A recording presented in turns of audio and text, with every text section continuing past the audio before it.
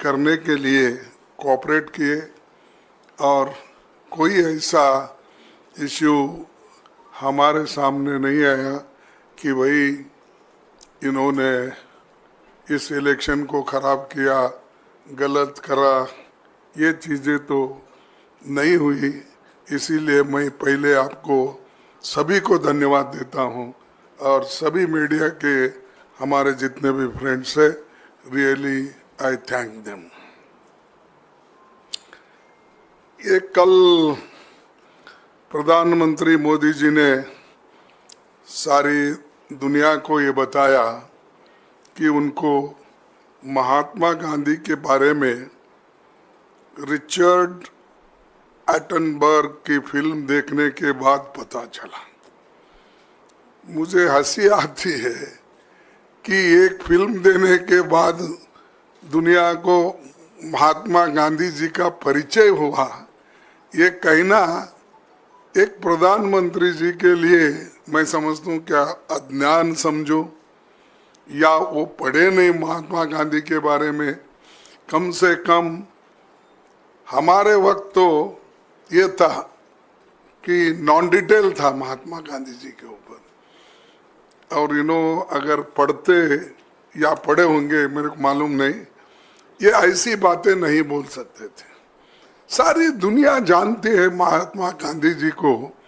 UN के सामने statues है, और जैसा कि बहुत से नेता लोग महात्मा गांधी जी का गुणगान करके कम से कम 80-90 देशों में उनकी स्टैच्यू है।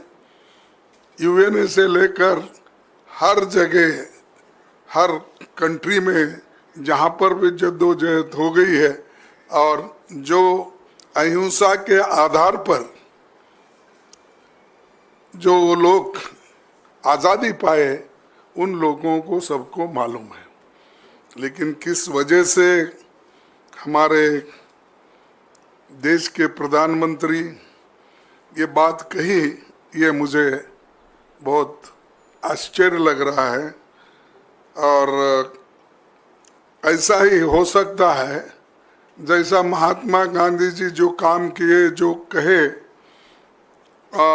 उसके बारे में पता नहीं है, तो मैं समझता हूँ संविधान के बारे में भी उनको पता नहीं होगा, नहीं तो ऐसा बातें बोलते नहीं थे।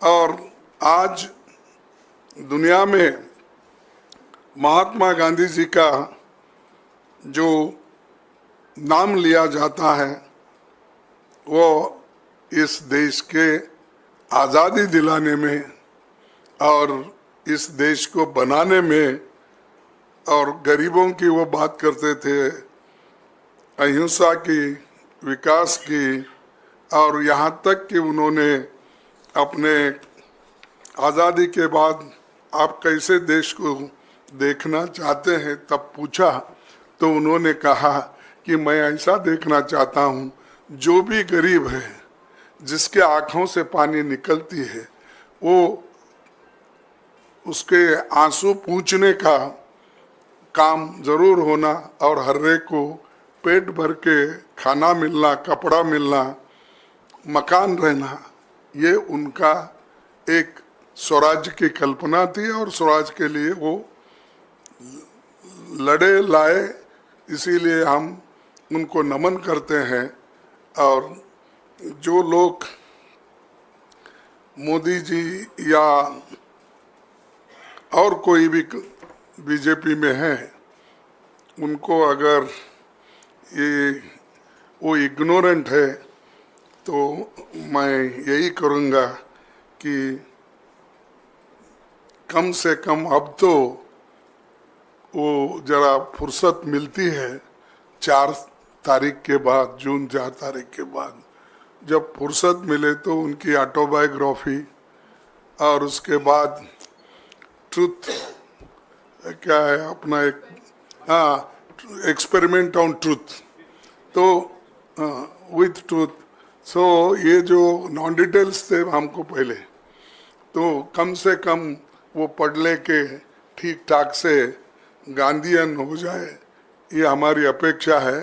सिर्फ विवेकानंद के इस पे जाके बैठने से या समंदर में डुबकी मारने से या गंगा में डुबकी मारने से ये ज्ञान नहीं आता।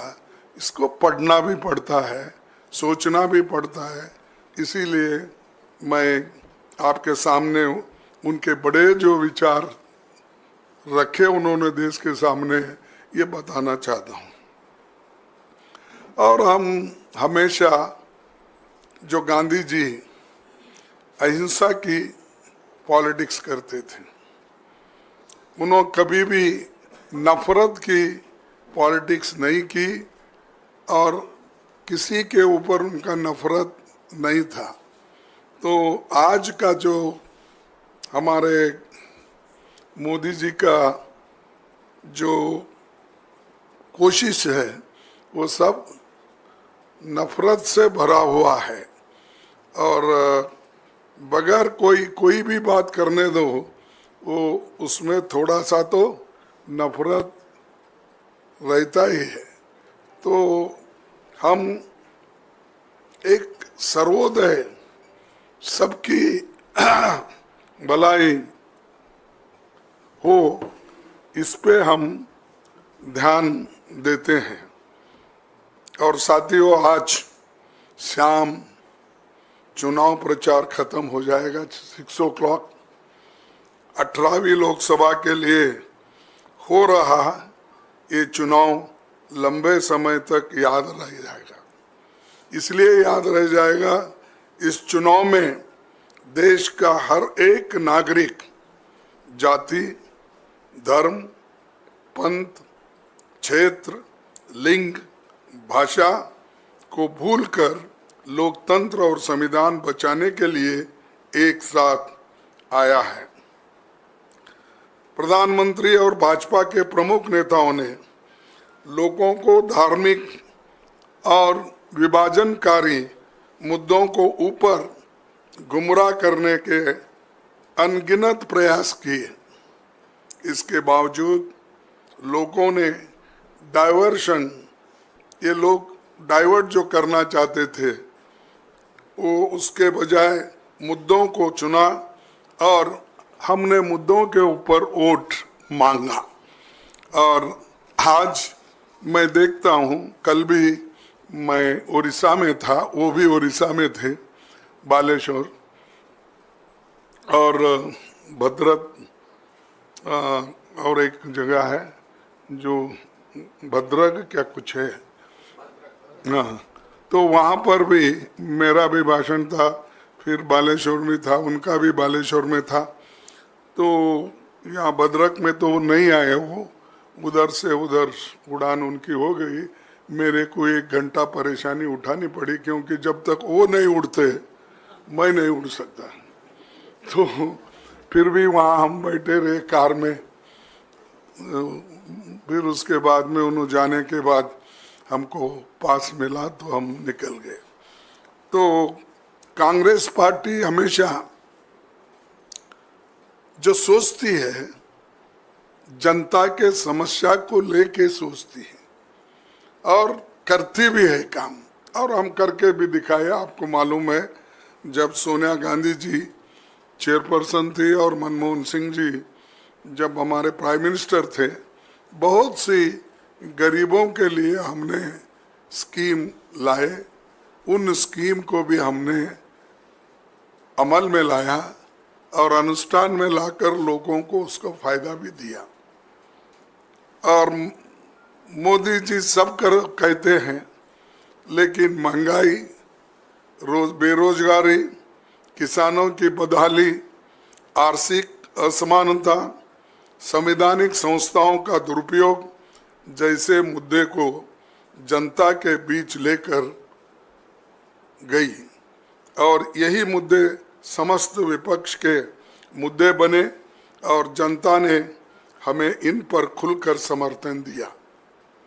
मैं इस मौके पर सभी नागरिकों को, इंडिया गठबंधन के सभी कार्यकर्ताओं को और कांग्रेस के अपने सभी साथियों को बधाई देता हूं, जो निडर होकर अपने इलाकों में सत्ता बल और धन बल के खिलाफ लोकतंत्र के लिए वो खड़े हुए और संविधान की रक्षा के लिए वो खड़े हो गए। इसके विपरीत अगर सत्ताधारी दल भाजपा का कैंपेन देखेंगे और प्रधानमंत्री जी की बात करेंगे तो उन्होंने पिछले 15 दिन के भाषण अगर आप उठा के देखेंगे तो मैं 15 दिन के अंदर ही वो मेरे को कितने गालियां दिए, मेरी पार्टी को, दूसरों को कितना बोले, अपने लिए क्या बोले, मैं थोड़ा आपको सैंपल बताता हूं। 15 दिन के भाषण में 232 बार कांग्रेस का नाम लिया, 758 बार मोदी शब्द का प्रयोग किया गया। खुद किरे सो, हम बोले सो नहीं, खुद ही उन्होंने अपने भाषण में ये शब्द इतने बार अपने नाम उन्होंने लिया। 573 बार इंडिया गठबंधन और विपक्षी पार्टियों को, जिससे पता चलता है, विपक्षी पार्टियों की बात की एक बार भी महंगाई और बेरोजगार बात नहीं की, यानी दूसरे चीजें उन्होंने बोली। मोदी का नाम हुआ, हमारा हुआ, गठबंधन का हुआ, लेकिन बेरोजगारी के बारे में एक शब्द भी अपने भाषण में उन्होंने नहीं बोला। तो ये दर्शाता है कि मुद्दों को उन्होंने अलग कर दिया, सिर्फ अपना नाम लेना, प्रचार करना, ये काम उन्होंने करते रहे।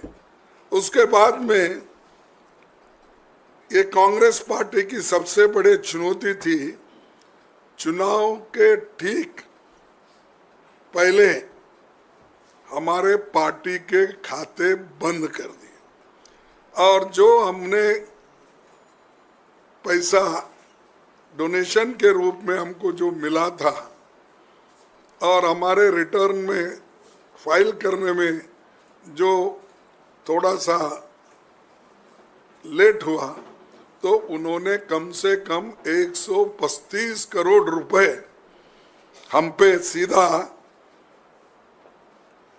उन्होंने केस किया और उसके अलावा हमारे जो अकाउंट भी उन्होंने बंद कर दिया ताकि हम इलेक्शन में उसका इस्तेमाल नहीं करेंगे। यही हमारे साथ में दूसरे पार्टियों के साथ भी